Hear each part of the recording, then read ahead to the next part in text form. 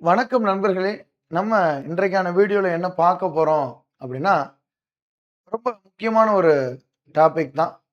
நம்முடைய தமிழக சட்டப்பேரவை வரலாற்றுல, தமிழக சட்டப்பேரவைன்னு எடுத்துக்கிட்டோம்னா, தற்போது ஒரு அவை மட்டும் தான் இருக்கு. அந்த ஒரு அவை சட்டமன்ற கீழவை லெஜிஸ்லேட்டிவ் அசெம்பிளி மட்டும் தான் தற்போது இருக்கு. ஒரு காலத்துல லெஜிஸ்லேட்டிவ் அசெம்பிளி இருந்தது, லெஜிஸ்லேட்டிவ் கவுன்சிலும் இருந்தது தமிழ்நாட்ல. இந்தியா முழுவதும் இப்ப எடுத்துக்கிட்டோம்னா, ஒரு 6 மாநிலங்கள்ல ஈரவை உடைய சட்டப்பேரவை இருக்கு. பைகேமரலிசம் சொல்லுவாங்க.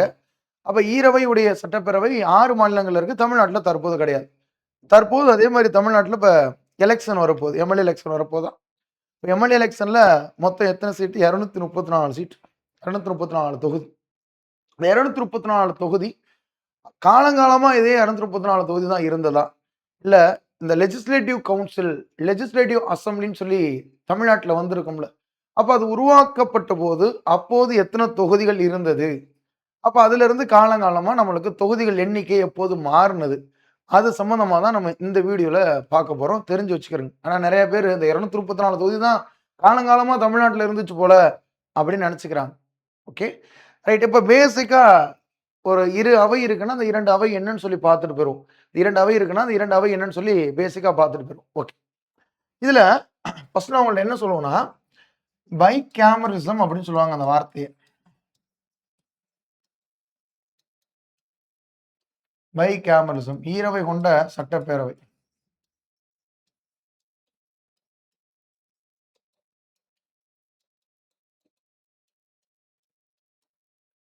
ஈரவை கொண்ட சட்டப்பேரவை. அப்ப 2 அவை இருக்கும் சட்டப்பேரவை. ஒண்ணு லெஜிஸ்லேட்டிவ் அசெம்பிளி.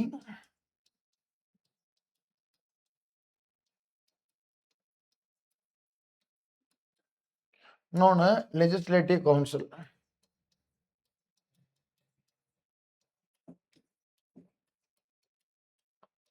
தமிழ்ல இது வந்து லோயர் ஹவுஸ்.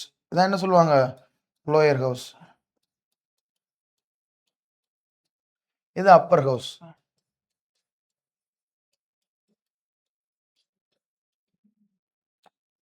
கீழவை. இது மேலவை. ஓகே. இத ஃபர்ஸ்ட் பேசிக்கா தெரிஞ்சுக்கணும். இந்த ஆர்டிகிள்னு எடுத்துக்கிட்டோம்னா, ஆர்டிகிள் 170 லெஜிஸ்லேட்டிவ் அசெம்பிளி பத்தி சொல்லும். லெஜிஸ்லேட்டிவ் கவுன்சில் பத்தி ஆர்டிகிள் 171 பத்தி. ஒரு மாநிலத்துல லெஜிஸ்லேட்டிவ் கவுன்சில் உருவாக்கவோ, அதை கலைக்கவோ, இறுதி முடிவு எடுக்கக்கூடிய அதிகாரம் யாருக்கு இருக்கும்னா, பாராளுமன்றத்துக்கிட்ட தான் இருக்கும். அது ஆர்டிகிள் 169ல சொல்லியிருப்பாங்க. 169ல சொல்லியிருப்பாங்க. இது நீங்க பேசிக்கா தெரிஞ்சுக்கணும். இப்ப முதலாக லெஜிஸ்லேட்டிவ் அசெம்பிளி கொண்டு வந்தாங்களா? லெஜிஸ்லேட்டிவ் கவுன்சில் கொண்டு வந்தாங்கன்னா, இப்ப லெஜிஸ்லேட்டிவ் கவுன்சில் தான் முதல்ல கொண்டு வந்திருப்பாங்க. 1861 அப்பவே பார்த்தீங்கன்னா, லெஜிஸ்லேட்டிவ் கவுன்சில் கொண்டு வந்திருப்பாங்க. ஆனா, அதற்கான டைரக்ட் எலக்ஷன் நடந்தது 1920ல தான் நடந்துச்சு. 1861 இந்தியன் கவுன்சில் ஆக்ட். 1861 இந்திய சபை சட்டம் இல்லாட்டா இந்திய கவுன்சில் சட்டம் சொல்லுவாங்க. இதுல தான் முதலாக லெஜிஸ்லேட்டிவ் கவுன்சில் கொண்டு வந்தாங்க. எக்ஸாம்ல கூட கேட்டிருந்தாங்கல்ல. 2024ல கேட்டிருந்தாங்க. குரூப் 1 எக்ஸாம்ல கூட. இப்ப இதுல லெஜிஸ்லேட்டிவ் கவுன்சில் கொண்டு வர்றாங்க. ஓகே. இதற்கு டைரக்ட் எலக்ஷன் அப்படின்னு நடந்தது. நேரடி தேர்தல் பார்த்தீங்கன்னா, அது 1920ல இருந்து தான் நேரடி தேர்தல் நடக்கும். எந்த சட்டத்தின் அடிப்படையிலனா, கவர்ன்மென்ட் ஆஃப் இந்தியா ஆக்ட் 1919 1919 சட்டத்தின் அடிப்படையில் அதற்கு இன்னொரு பேர் சொல்லுவாங்கல்ல, மாண்டேகு செம்ஸ்ஃபோர்ட் ரிஃபார்ம்ஸ்ன்னு சொல்லுவாங்க. மாண்டேகு செம்ஸ்ஃபோர்டு சீர்திருத்தங்கள். அதுல தான் என்ன சொல்லுவாங்க? நேரடி தேர்தல் அப்போதுல தான் வரும். ஓகே. இப்போ வந்து நம்மளுடைய மெட்ராஸ் ப்ராவின்ஸ் எடுத்துக்கிட்டாலும் லெஜிஸ்லேட்டிவ் கவுன்சில் மட்டும் தான். மெட்ராஸ் ப்ராவின்ஸ் எடுத்துக்கிட்டாலும் லெஜிஸ்லேட்டிவ் கவுன்சில் மட்டும் தான். ஓகே. இப்ப இந்த government of India act 1935 1935 government of India act 1935 இந்திய அரசு சட்டம். பிரிட்டிஷ்ல 1990க்கு முன்னாடி நிறைவேற்றப்பட்ட அரசியல் சட்டத்துல மிகப்பெரிய சட்டம்னு இதான் சொல்லுவாங்க. ஏன்னா இதை 2 விதமா பிரிச்சிருப்பாங்க. ஒன்னு இந்தியாவிற்கான சட்டம், இன்னொன்னு பர்மாவிற்கான சட்டம் சொல்லி 2ஆ பிரிச்சிருப்பாங்க. இந்தியாவிற்கான சட்டம் 321 ஆர்டிகல் இருக்கும். பர்மாவிற்கான சட்டம் 159 ஆர்டிகல் இருக்கும். சரியா? இப்ப இந்த கவர்ன்மென்ட் ஆஃப் இந்தியா 1935ல ப்ராவின்ஸ்ல மாகாணங்களில் பைகாமரலிசம் இன்ட்ரோடியூஸ் ஆகும். இப்பதான்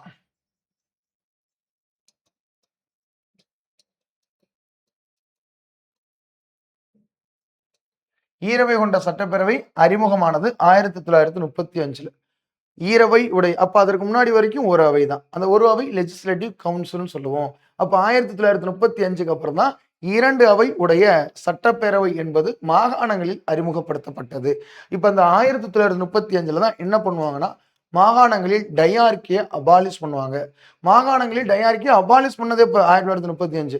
அந்த டையார்கி இரட்டை ஆட்சின்னு சொல்றாங்கல்ல, இரட்டை ஆட்சி எப்போது மாகாணங்களில் அறிமுகப்படுத்துவாங்கன்னா, அது 1919 அறிமுகப்படுத்துவாங்க.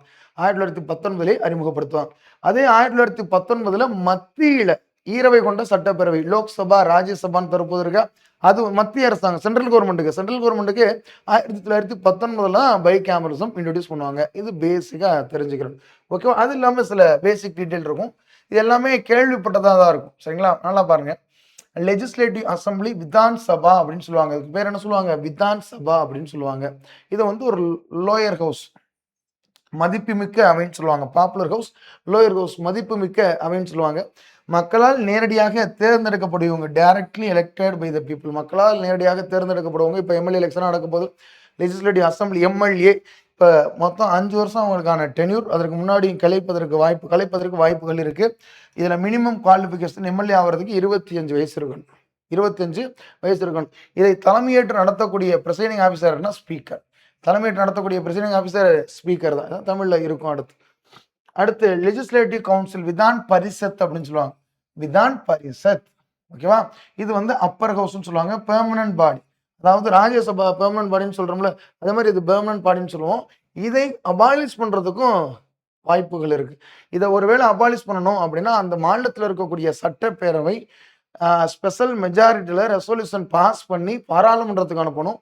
பாராளுமன்றம் அந்த சிம்பிள் மெஜாரிட்டியில ஏத்துக்கிட்டாங்கனாலே போதும். இதுதான் ஆர்டிகல் 169ல சொல்லியிருப்பாங்க. ஆர்டிகல் 169ல சொல்லியிருப்பாங்க. இப்போ members MLC, member of legislative council, இவங்க வந்து இன்டைரக்ட்லி எலெக்டட், மறைமுக தேர்தல் வழியாகவும் இவங்க தேர்ந்தெடுக்கப்படுவாங்க. நாமினேட்டட், நேற்று நான் ஆளுநர் பார்க்கும்போது சொல்லியிருப்பேன், ஆளுநருடைய நியமனம் அடிப்படையில் 6ல் 1 பங்கு ஆளுநர் நியமனம்.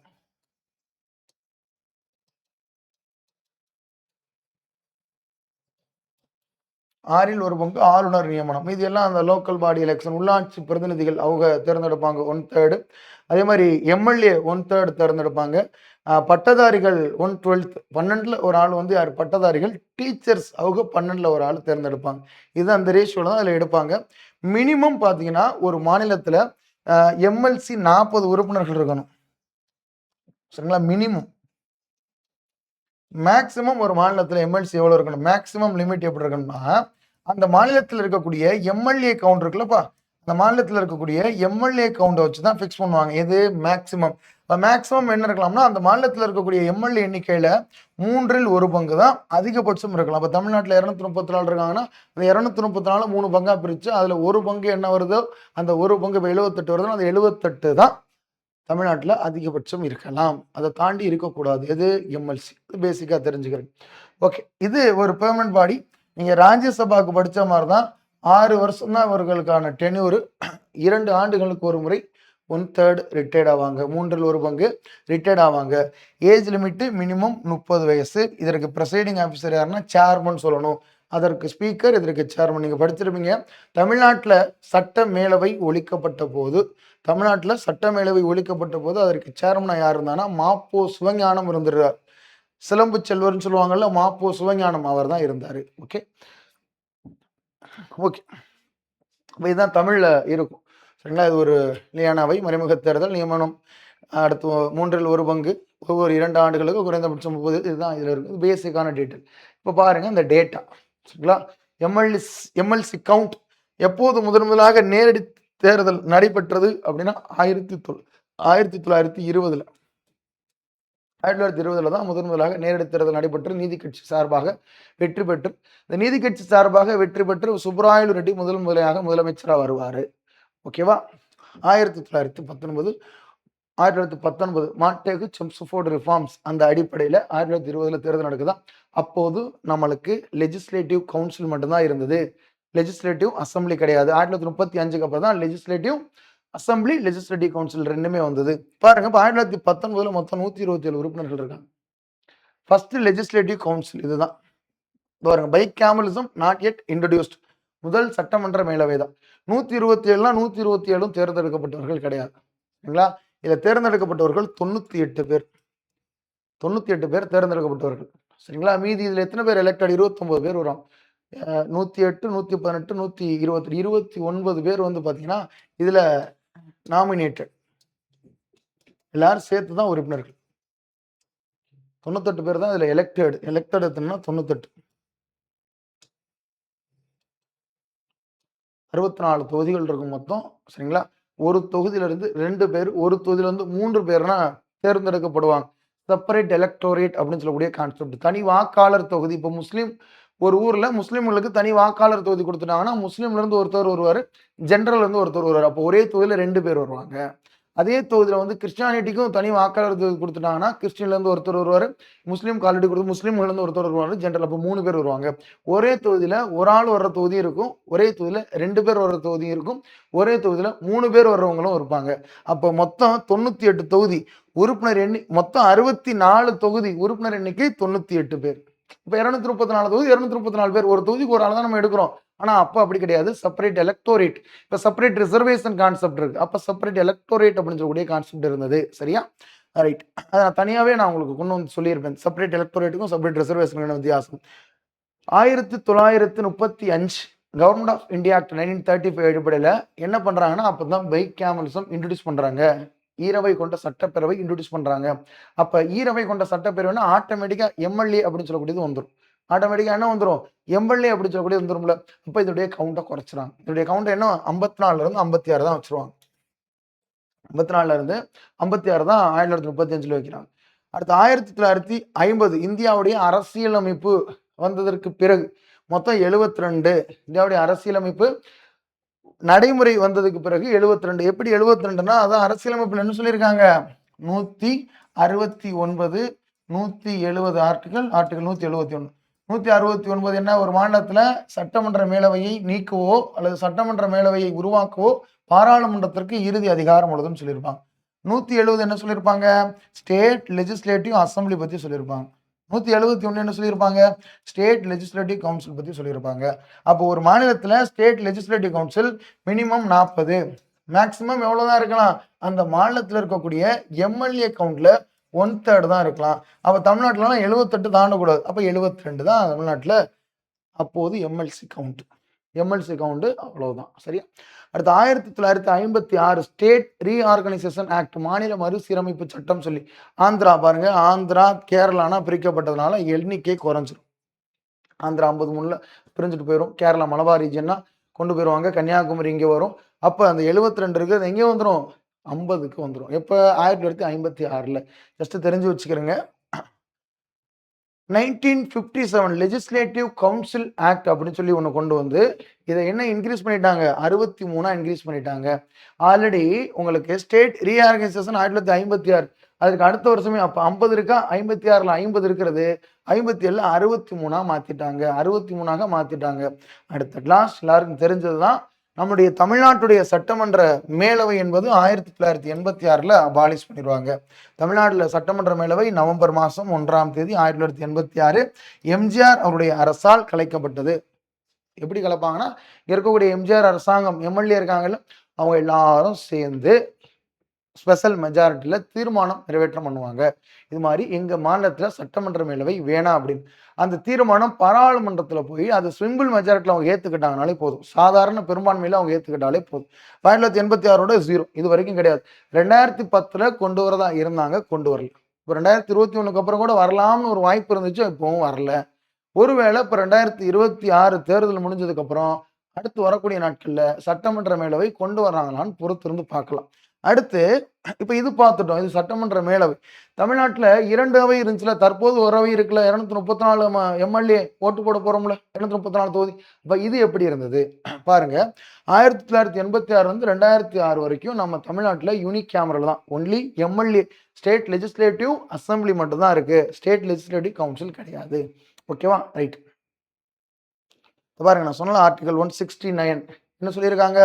Power of parliament to create or abolish a legislative council. சட்டமேலவையை உருவாக்க அல்லது நீக்க நாடாளுமன்றத்திற்கு உள்ள அதிகாரம். ஆர்டிகல் 171 என்ன சொல்லியிருக்காங்க? Composition of the legislative council. சட்டமேலவையின் கட்டமைப்பு. இப்போ லெஜிஸ்லேட்டிவ் அசம்பிளிக்கு வந்துடும். லெஜிஸ்லேட்டிவ் அசம்பிளி இந்த இருக்கு பாருங்க. லெஜிஸ்லேட்டிவ் அசம்பிளி எப்போ கொண்டு வந்தாங்க தெரியும்? பை கேமலிசம் அப்படின்னு சொல்லி கொண்டு வந்து 1935 கவர்மெண்ட் ஆஃப் இந்தியா ஆக்ட் அடிப்படையில் கொண்டு வந்தாங்க. முதலாக கொண்டு வரும்பொழுது 215 சீட் இருக்கும். 215 சீட் இருக்கும். முதலாக கொண்டு வரும்பொழுது இந்த இருக்கு பாருங்க. 215 சீட் இருக்கும். ஃபர்ஸ்ட் எலெக்டட் அசம்பிளி 1937 மெட்ராஸ் பிரசிடென்சியில் மொத்தம் 215 சீட் இருக்கும். சரியா? அடுத்து இதில் சேஞ்சஸ் எப்போ வரும்? முதலாக அரசியலமைப்பு நடைமுறைக்கு வந்ததுக்கு அப்புறம் 1950 53 காலகட்டத்தில் 375 இருக்கு. ஏன் 375? 1950 53 காலகட்டத்தில் ஆந்திரா நம்ம கூட தானே இருந்தது. ஆந்திரா 53 தானே பிரிஞ்சு போகுது. அப்போ 375 இருந்துச்சு பாருங்க. ஆந்திரா, கேரளா, கர்நாடக பகுதியில் இதெல்லாம் உள்ளடக்கியதான் அப்போது மெட்ராஸ் மாநிலம் சொல்லுவாங்க. அப்போ 375 உறுப்பினர் எண்ணிக்கை இருக்கும். அப்போது 375 உறுப்பினர் எண்ணிக்கை இருக்கும். சரியா? ஓகே. அடுத்து 1953லேருந்து 56 ஆந்திரா ஸ்டேட் பிரிஞ்சு போயிருச்சா? ஆந்திரா 53ல பிரிஞ்சு போயிருச்சா? 56ல் தான் ஸ்டேட் ரீஆர்கனைசேஷன் ஆக்ட், ஒரு மாநில மறுசீரமைப்பு சட்டம் சொல்லக்கூடியது வருதா? 53லேருந்து 56 காலகட்டம் மொத்தம் எவ்வளோ இருக்குன்னா 231 சீட் இருக்கும். தமிழ்நாட்டில் எம்எல்ஏ கவுண்ட் எத்தனை இருக்கும்? 231 சீட் இருக்கும். சரியா? அடுத்து 56லேருந்து 59 காலகட்டம். அப்போ அந்த ஸ்டேட் ரீஆர்கனைசேஷன் ஆக்ட் 56 என்ன பண்ணுவாங்க? இப்போ ஆந்திரா 53ல பிரிஞ்சு போயிருச்சு. 56ல் கேரளா இருக்கக்கூடிய நிறைய பகுதிகள் பிரிஞ்சு போயிடும். மலபார் பகுதிகள் பிரிஞ்சு போயிடும். அதே மாதிரி நம்மளோட கன்னியாகுமரி வந்து சேரும். இப்போ 205 சீட்டு தான். பாருங்க எப்படி ஒன்று ஒன்றா மாறிட்டு வந்திருக்கு பாருங்க. 205 சீட்டு தான் போட்டிருக்காங்க பாருங்க. மொழிவாரி மாநில சீரமைப்பு. கன்னியாகுமரி எதோடு இணைக்கப்பட்டது? தமிழ்நாட்டோட கன்னியாகுமரி இணைந்தது 1956ல் தான். கன்னியாகுமரி 1956 இணைஞ்சதுல இருந்து இந்த நாள் வரைக்கும் பிரிக்கவே இல்லை. கன்னியாகுமரி, நீலகிரி, சென்னையை இந்த நாள் வரைக்கும் பிரிக்கவே இல்லை. ஓகேவா? அடுத்து 1959 65 காலகட்டத்தில் பவுண்டரி ஆல்ட்ரேஷன் ஆக்ட் அப்படின்னு சொல்லி போட்டிருந்தாங்க. 1959 போட்டிருப்பாங்க. 1959 போட்டிருப்பாங்க. பவுண்டரி ஆல்ட்ரேஷன், எல்லை சீரமைப்பு சட்டம் அப்படின்னு சொல்லி ஒன்று போட்டிருப்பாங்க. எல்லை சீர்திருத்த சட்டம் சொல்லி போட்டிருப்பாங்க. என்ன அப்படின்னா, இப்போ ஒரே ஒரு 206 ஆந்திரா எல்லை மாற்றத்தால் ஒரே ஒரு உறுப்பினர் ஒன்றையும் அதிகரிச்சாங்க. 206க்கு வந்துடும். சரிங்களா? அப்போ தமிழ்நாட்டுடைய சட்டமன்ற உறுப்பினர்கள் எண்ணிக்கை 206. அடுத்து 1965 இருந்து தற்போது வரைக்கும் சரிங்களா டெலிமிட்டேஷன் ஆர்டர் சரிங்களா எல்லை மறுவரையறை அப்படின்னு சொல்லக்கூடிய ஒரு ஆர்டர், அந்த ஒரு ஆர்டர் அடிப்படையில் 1965க்கு அப்புறம் 234 + 1 என்னன்னா Anglo Indian nomination. Anglo Indian nomination article 333 அடிப்படையில் கவர்னர் ஒரு ஆங்கிலோ இந்தியரை அங்கே ஸ்டேட் லெஜிஸ்லேட்டிவ் அசம்பிளியில் நியமனம் பண்ணலாம். இது 2020 வரைக்கும் இந்த நடைமுறை இருந்துச்சு. இந்த நடைமுறையை 104வது அரசியலமைப்பு சட்ட திருத்தம் 2020 தூக்கிட்டாங்க. 2020 தூக்கிட்டாங்க. சரியா? இப்ப தற்போது சரிங்களா 2026 இப்ப நம்ம இருக்கக்கூடிய 26ல அதே 234 தான் இருக்கு. அதுல கூடவோ குறைவோ இல்லை. இதுல இருந்து 1965ல இருந்து தற்போது வரைக்கும் 234 தான் இருக்கு. தற்போது வரைக்கும் 234. இதுல இருக்கக்கூடிய முக்கியமான சில தகவல்கள்னு சொல்றேன். 1937ல முதலாக பொதுத் தேர்தல் நடந்துச்சா? அப்போ மொத்தம் 215 சீட்ல 159 சீட் யார் வின் பண்ணியிருப்பாங்க? காங்கிரஸ் வின் பண்ணியிருப்பாங்க. 1937 நடந்த சென்னை மாகாண சட்டமன்ற தேர்தலில் 159 சீட்டு காங்கிரஸ் கட்சி வின் பண்ணிருப்பாங்க. 215 சீட்ல. அடுத்து 1952 அது வந்து ஆஃப்டர் இந்தியன் இண்டிபெண்டன்ஸ் முதலாக சுதந்திரத்திற்கு பிறகு பொதுத் தேர்தல் நடைபெற்றது 1952. சரியா? அப்ப ஆந்திரா, தமிழ்நாடு எல்லாமே ஒன்னா இருந்ததா? அப்போ 375 சீட் அப்ப இருந்துச்சு. சுதந்திரத்திற்கு பிந்தைய முதல் பொது தேர்தல் ஒருங்கிணைந்த மாநிலமாக இருந்ததால் எண்ணிக்கை 375ஆக இருந்தது. சரியா? அடுத்து 1965ல எண்ணிக்கை 234 உயர்ந்தது. தற்போது வரைக்கும் 60 வருஷத்துக்கு மேல எவ்வளவுதான் இருக்கு? இந்த 234 தான் இருக்கு. அப்புறம் நான் சொன்னது ஆங்கிலோ இந்தியன் இருக்காங்க, அவங்களுடைய நாமினேஷன் ஒரு Anglo Indian member. This was abolished nation. India முழுவதும் சரிங்களா? இந்தியா முழுவதும் யாருக்கு? ஸ்டேட்ல ஆர்டிகல் 333 அடிப்படையில் ஆங்கிலோ இந்தியர் நியமனம் பண்ணக்கூடியதை ஸ்டாப் பண்ணிட்டாங்க. அதே மாதிரி லோக்சபால 2 ஆங்கிலோ இந்தியரை ஆர்டிகல் 331ல அடிப்படையில் நியமனம் பண்ணுவார் குடியரசுத் தலைவர். அதையும் ஸ்டாப் பண்ணிட்டாங்க. இது எப்ப? 104வது அரசியலமைப்பு சட்ட திருத்தம் 2020 அடிப்படையில். சரியா? இதுதான் இதுல நீங்க தெரிஞ்சுக்க வேண்டியது. இதுதான் இதுல நீங்க தெரிஞ்சுக்க வேண்டியது. பாருங்க 1937ல 215, 1952ல 375, 1957ல 205, 1962ல 206 ஒரே ஒரு தோனியும் கூட்டுவாங்க. அடுத்து 1967ல இருந்து 2026 வரைக்கும் 234 தான் தற்போது இருக்கு. சரியா? இப்ப 234 தொகுதிக்கு தான் எலக்ஷன் நடத்துனாங்க. ஏன்னா தமிழ்நாட்டுல யூனிகேமரல் ஸ்டேட் லெஜிஸ்லேட்டிவ் அசெம்பிளி மட்டும் தான் இருக்கு. அப்ப இந்த வீடியோல நம்ம என்ன பார்த்தோம்? ஸ்டேட் லெஜிஸ்லேட்டிவ் அசெம்பிளினா என்ன? ஸ்டேட் லெஜிஸ்லேட்டிவ் கவுன்சில்னா என்ன? தமிழ்நாட்டுல முதலாக லெஜிஸ்லேட்டிவ் கவுன்சில் எப்போது கொண்டு வரப்பட்டது? அந்த லெஜிஸ்லேட்டிவ் கவுன்சில்ல டைரக்ட் எலக்ஷன் எப்போது நடந்துச்சு? அந்த டைரக்ட் எலக்ஷன் நடக்கையில எவ்வளவு சீட்னா இருந்துச்சு? இப்ப 127 சீட் இருந்துச்சு அப்படின்னு சொல்லி பார்த்திருந்தோம். சரிங்களா? அதற்கப்புறம் எப்போது தமிழ்நாட்டில் ஸ்டேட் லெஜிஸ்லேட்டிவ் அசெம்பிளி கொண்டு வந்தாங்க? அப்ப இந்த ஸ்டேட் லெஜிஸ்லேட்டிவ் அசெம்பிளி கொண்டு வந்ததுக்கப்புறம் எப்போது ஸ்டேட் லெஜிஸ்லேட்டிவ் கவுன்சில் அபாலிஷ் பண்ணாங்க? தற்போது ஸ்டேட் லெஜிஸ்லேட்டிவ் கவுன்சில்ல எத்தனை சீட் இருக்கு? இது எல்லாமே இந்த வீடியோல பார்த்திருந்தோம். கண்டிப்பா உங்களுக்கு பயனுள்ள வகையில இருந்திருக்கும். கண்டிப்பா தெரிஞ்சுக்கக்கூடிய கான்செப்ட். இத நீங்க என்ன பண்ணணும்? நோட்ல எடுத்து எழுதி வச்சுக்கிறங்க. உங்களுடைய நண்பர்களுக்கும் ஷேர் பண்ணுங்க. அடுத்து வரக்கூடிய ஒரு வீடியோல கண்டிப்பா உங்கள நல்ல வீடியோல சந்திக்கிறேன். உங்களுக்கான வீடியோ, உங்களுக்கு தேவையான டாபிக்க நார்மல் கமெண்ட்ல இதுல ஏதாவது நீங்க புதுசா கத்துக்கிட்டீங்கன்னா, இதுதான் நான் புதுசா தெரிஞ்சுக்கிட்டேன்னு சொல்லி நார்மல் கமெண்ட் பண்ணிட்டு, உங்களுக்கு என்ன மாதிரியான டாபிக்ல வீடியோ வேணுமோ, அத நார்மல் கமெண்ட்ல சொல்லுங்க. அடுத்து வரக்கூடிய நாட்கள்ல கட்டாயம் அது சம்பந்தமா வீடியோஸ் நான் எடுத்துட்டு வரேன். நன்றி, வணக்கம். அடுத்த வீடியோல சந்திக்கலாம். வாழ்க வளமுடன். நன்றி.